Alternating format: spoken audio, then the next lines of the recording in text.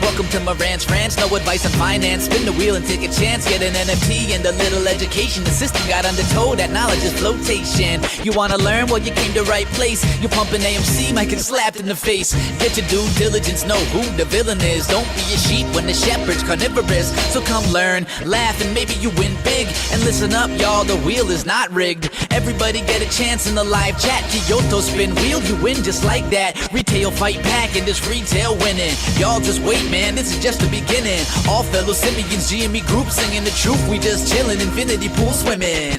So welcome to Marantz Rantz. A lot of knowledge but no advice on finance. Don't even need pants, you can tune in naked like Kenny the Mayo Man. Internet's most hated. Don't wanna lose your money, then it's time for you to listen. If you're ignorant, invest in AMC, a superstition. The stream about ready, they told us to don't dance. I do what I want. Welcome to Marantz Rantz. Welcome to Marantz Rantz. Welcome to Marantz Rantz. Welcome to Marantz Rantz. Welcome to Marantz Rantz. Welcome to Marantz Rantz. Welcome to Marantz Rantz. Welcome to Marantz Rantz. Welcome to Marantz. Welcome to Marantz Rantz. He says that his obsession is Ryan Cohen. Yes, absolutely. Welcome back. Welcome back to Marantz Rantz. Plenty of good information, a little bit of motivation, a whole lot of truth, no financial advice. You know, I was looking at something yesterday that I didn't bring up till today, and it was only because I finally got the charts. They actually sent them to me because I was watching. I don't know if you guys do this during the daytime. I don't have much time to myself. You know, I was watching Carter's Corner Pocket while I was grilling. I was out there cooking some chicken on the grill for the wife, and I was watching Carter's show. And Carter was talking about, hey, you know, and not to put Carter on blast, but Carter was like, hey, I don't have time to look all this up during the day, but when I do, blah, blah, blah. And I was like, dude, I wish I had time during my day. I don't have 1 minute to myself. So I don't get to read things and consume things till the evening time. But yesterday was a very particular day because I had walked past a monitor and it's on I always have it on Bloomberg Live, right? So it's always a commercial. And the commercials show the charts. And it didn't make sense to me because I always go to Webull and I look at the markets overall, all markets. I look at Korean markets, I look at Japan markets, China markets, India, all of it, Europe, Germany, and then, of course, our market, right? So I look at every index. I look at the NASDAQ. I look at, obviously, the S&P, and then I look at the Dow. But not that I really care to break it all down. I just look for things that don't make sense. So the one thing I noticed yesterday was that the complete Asian market sold off. We're talking 10%, 13% in Korea, 10% in Asia. And I was like rattling my brain on this. I was trying to figure this out because when I went and looked at the futures market, it should reflect that. And it didn't. There was nothing on this whole market. Nothing in the U.S. market was selling off or looking bad. And everything looked bad in Asia. Because I was reading a book about the markets crashing and what were the signals for the market crash of 2008. When did we know we were in a recession? When did we know we were in a housing crisis and a bubble? And it all stemmed from leverage in the European markets start defaulting, and that in turn deleverage what you had in the U.S. And then it's at that point it's a snowball. It's a contagion thing. So the reason why that happens, just so that we're clear, so everybody understands, is that the bulk of the other countries are invested into ours. So if they get leverage and margin called within their own market, they have to sell off U.S. treasuries and U.S. securities. So that's why the economy suffers so much in the U.S. That's why other economies are so important to us, because our number one investors are them, just like Canada. I've always told you they're the number one investor into U.S. private equity, which is kind of funny to me that it's not America's money that's invested into private equity in America. It's Canadian dollars. So just by per capita percentage-wise. So anyway, why am I talking about that? Because the charts came out, and if you guys are watching, I'm going to show you what the charts are, and we're going to go through it really quick. Before we get into the GameStop talk, this is going to be what I noticed. I'm going to show you a clip from yesterday's Bloomberg. After I saw the charts that were down 10%, I said, why are those charts down 10%? and not the U.S. market.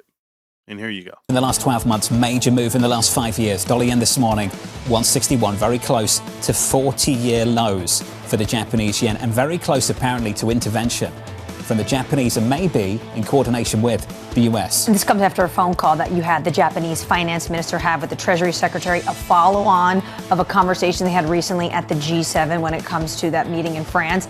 And this is what the quote. The finance minister said that they agreed to take, quote, bold steps on currencies if needed, and said the nations are increasingly, quote, aligned on FX policies. So now everyone is on high alert that potentially you could see this coordination and some sort of intervention.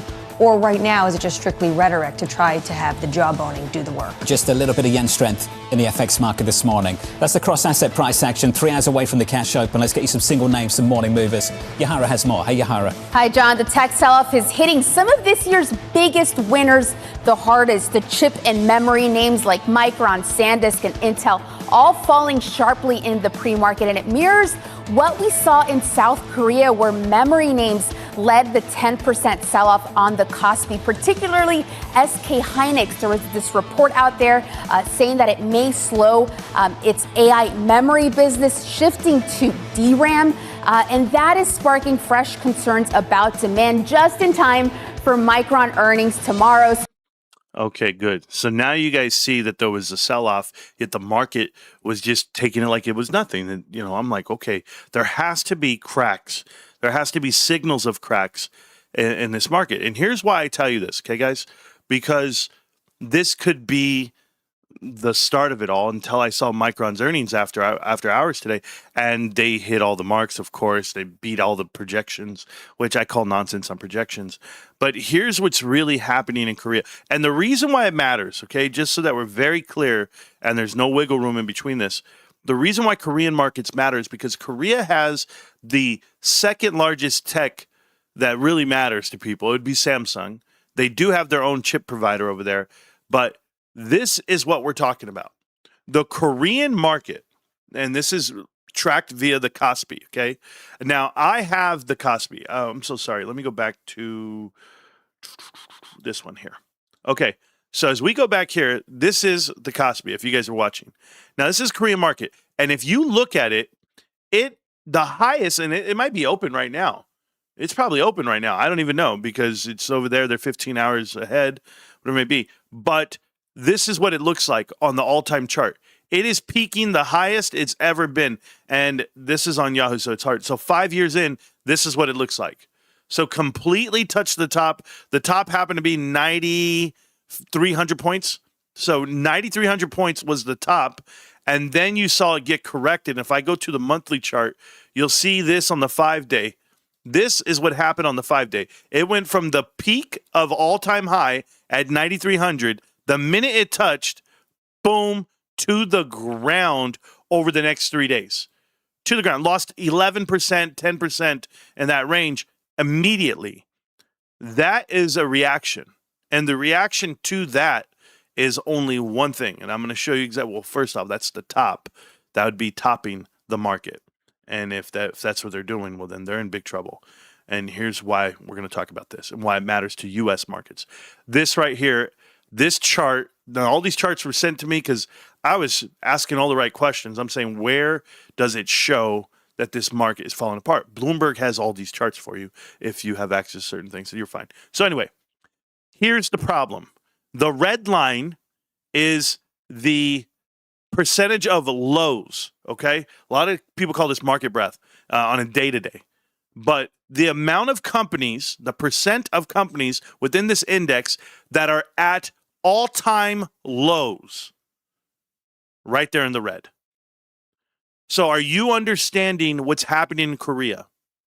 Korea's market is at the highest it's ever been. I just showed you the highest it's ever been. Yet that is the concentration of the greatest failure of their market ever. Their index is completely upside down because they have more stock hitting the bottom in that index versus the top. But just because the top is so heavy, it's pushed out to 9,300, now down to 88 overnight. I'm telling you what the problem is. When you have all of your stock, 30%, 30-something% of your index is trading at all-time lows, that is weakness. That is not high. That's a concentration at the top, a la what we have in the American market, which is the Mag 7.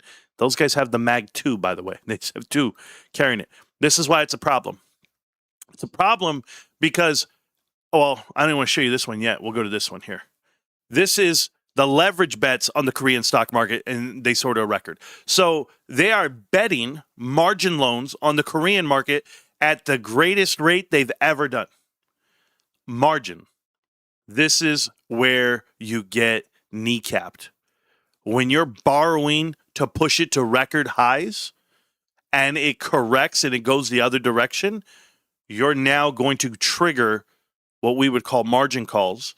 But the effects that would have on the U.S. market is right here. That effect is here because, as you can see the lines, the U.S. market, the South Korean market that is invested into the U.S. market is at the greatest concentration ever, $600 billion. That's what will sell off. That's what will happen. You will have to sell off this position to pay for the margin call that is getting ready to get set up. So that's what blew my mind when I was watching the Korean markets, and I was doing that yesterday. Yesterday is when I was paying attention to it because it didn't make sense to me that they were rock bottom, yet U.S. market was fine. I was like, that's not cool. It's going to hurt. So anyway, I just thought I'd share that with you. Let's share you something else. Let me share you something else as we transition into our GameStop talk. You know, I showed you this chart yesterday. I showed you institutional ownership is at 45%, and GameStop has not moved one bit. And that's because Larry Chang took this screenshot a year previous, and we were at 33%. So we've increased. Wall Street has slowly taken a liking to GameStop and gathered shares in the dark very silently. Now, are they pushing it down? Quite possibly. Are they holding it down? The shorts have increased. But yeah, you guys have to tell me how institutional ownership of the company has attributed to less volume and no price action. The consolidation and or the gathering of shares by these institutions should be studied because everyone is positioning themselves without creating a ruckus at $21. Yourself included, by the way. Try not to tell everyone you guys are accumulating shares today and tomorrow. We all have, right? And shout out to, what is that, South Africa beating Korea? No way. That's real? They're up 1-0, dude? Korea's not going to be happy about that one. It's okay. Hey, Anthony, I have not seen these yet. I saw that you clipped the show, Anthony. Let's see what you clipped. Let's see what happened here. Because if I read this correctly, Anthony, you're saying that I got it right. And you posted some clips from a long time ago. Shocker. We got it right. Okay, let's see what you have. The third thing is, and this is something that I have not spoken about before publicly, but eBay today is the leader in physical items, physical collectibles, as an example. And so I would extend that into digital collectibles. And essentially, if you look at all of these in-game items, AAA titles that people are accumulating, skins, weapons, all of these things, taking eBay and building a marketplace where you can provide liquidity for in-game digital items. Essentially, it's what NFTs could have, people thought they were, but ultimately they had no real utility. In-game items actually have real utility. And if you look at all of these collectibles, frankly, they're an ego play. You own art, like, what is that?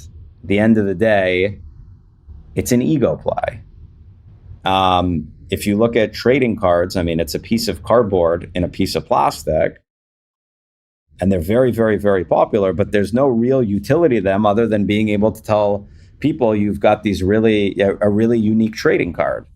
But if you look at in-game digital items, there's no marketplace that is providing liquidity for them. And so I would use eBay to provide liquidity for in-game digital items. And I believe that addressable market is significantly larger than, could be much larger than eBay's marketplace on physical items, and no one's doing it. And this should already exist. And it's kind of like, it's crazy that it doesn't exist. I agree, Ryan. So let's see. Anthony is putting a clip up here. I have not seen this, Anthony. I put this on my son's life. I put this on AJ's life. I have not seen what you clipped. I don't know if you clipped it correctly or what, but you're saying I'm a fortune teller because I said this 5 months ago. Let's see what I said.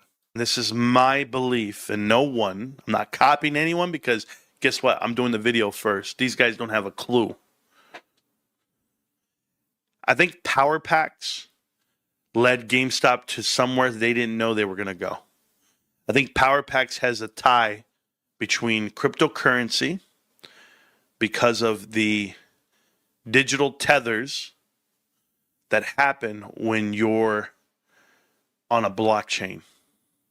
A blockchain, by definition, gives you a digital tether that cannot be replicated or duplicated, meaning it's authenticity is tied to it, and this could also keep track of how transactions happen in real time. GameStop has this technology already. If you're not familiar, they invented the blockchain via layer 2 with a lot of different things back in the day in 2022.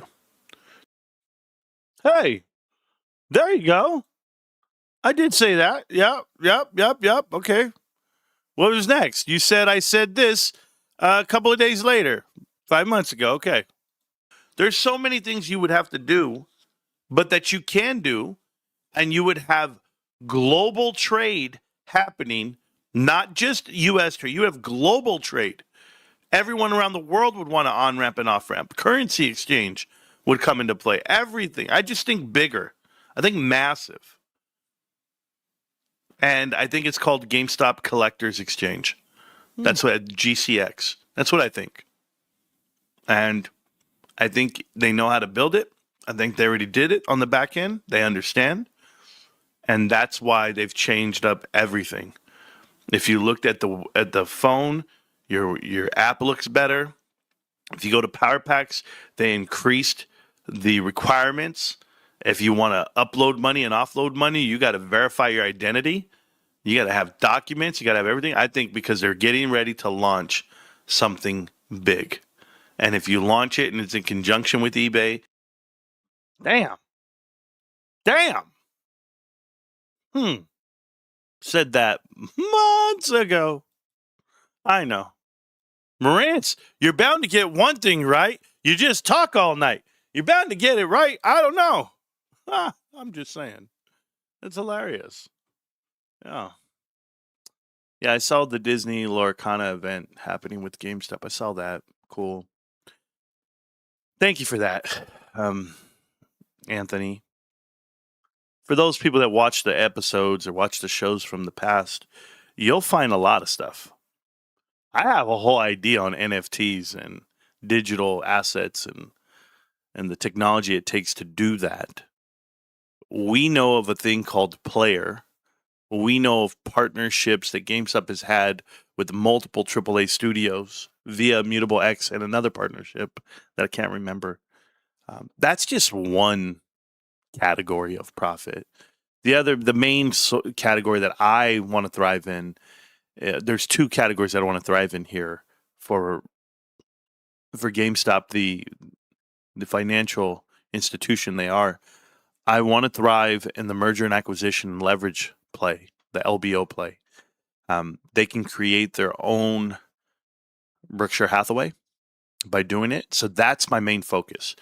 Not categories, not IP, but more so here's the playbook, here's what we're going to do, and here's what we're going to do that's fair for investors. Institutional investors, individual investors, because we are an institution. Team 51, what's up? But it's pretty awesome that you're so fortunate to be in that position. I've often asked myself, when was I gonna like get to this moment where I was just, we're here, it's happening, and then we look around and we go, it's happening, and then, oh man, it's like life, dude. It's like life. Okay, I'm gonna explain this to you because a lot of people look at share price and they think that that is the culmination of what this investment represents, and it's not. Nor is your life, guys. There are 100% of us in this chat right now. 100%. I'm telling you, you're one of the 100%. This is an absolute fact. You are stressing over things that you never dreamed you'd ever accomplish.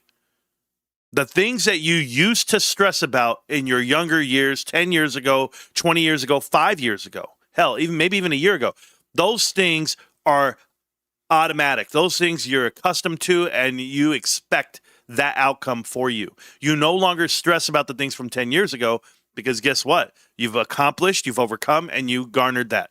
Great. Same thing's happening now. The stresses you have on you today will not exist 10 years from now because you'll be in a different place. You will have gotten past that moment. A lot of us don't know when that moment happens because we're always thinking about the new headwind, the new hurdle. And resistance is supposed to be there. Resistance makes you stronger, right? That's why people run in the wind and they wear resistant bands and they lift weights and they do, you want to push yourself off the earth. You want to do these things because it makes you stronger and better and faster. I get it. But when it comes to living life, the things that you are worried about today, you couldn't dream about 10 years ago. That's what I'm telling you. So even now, being an investor and looking at GameStop, the things people are pissed off about or questioning or are reluctant to do, they couldn't fathom 5 years ago. You guys could never imagine, we're going to have a Ryan Cohen pay package of $35 billion. We're going to do a hostile takeover of eBay. We're going to have more money, more cash, $10 billion. We're going to have, all this money that we make. You guys, give me a break.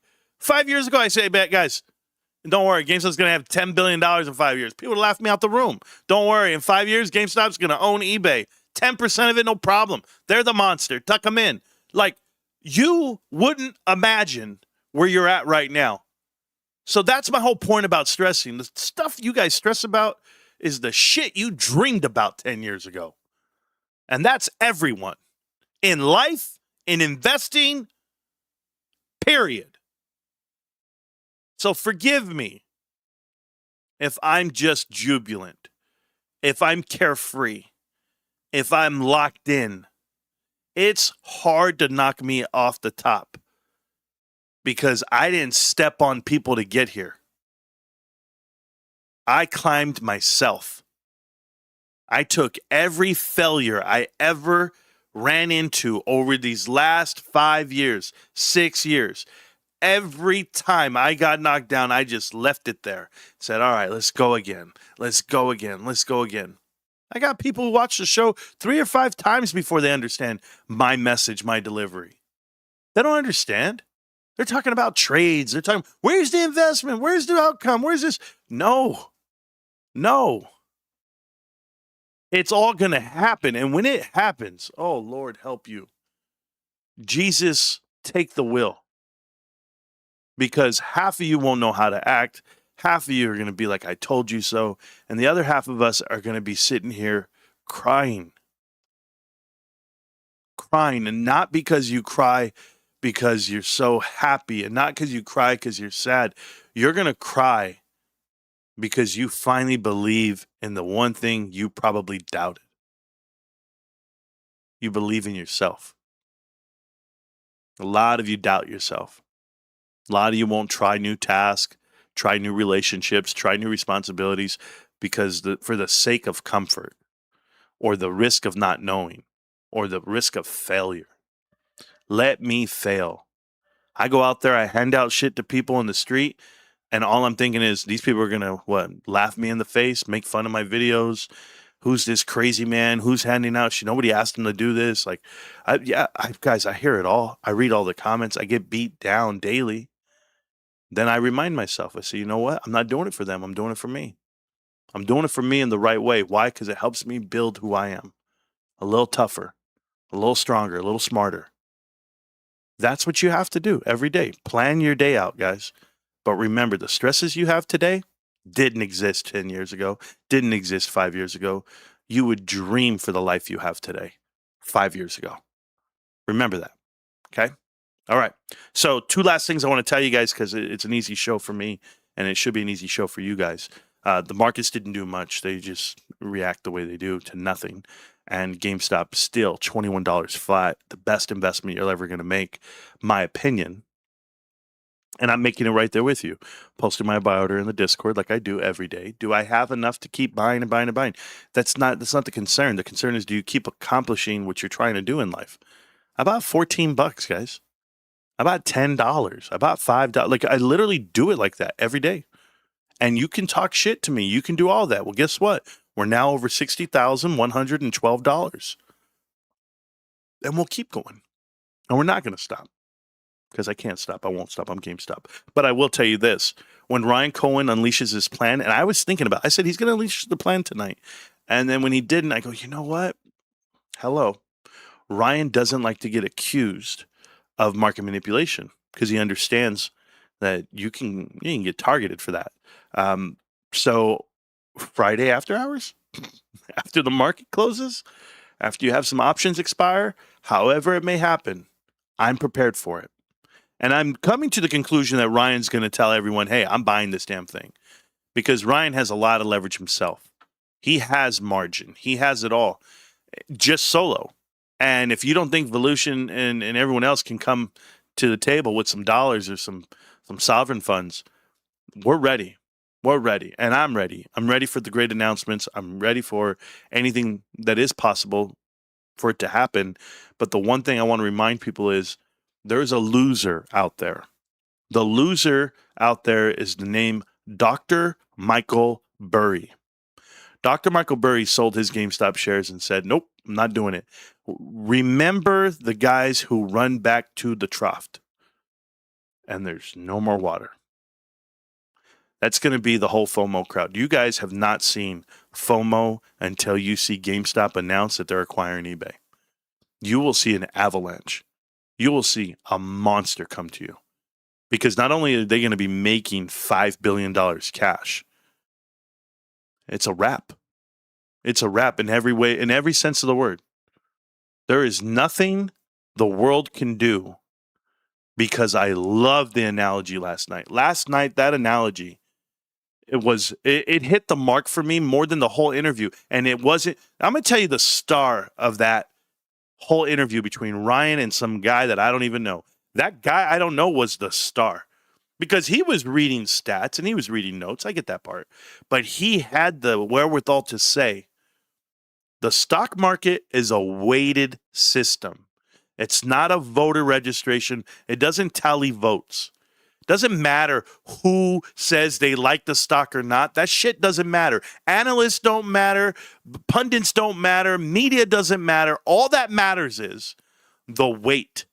And the weight of it all, and the pendulum that actually goes up and down like a seesaw, is that GameStop every quarter gets heavier and heavier with cash and profits and execution.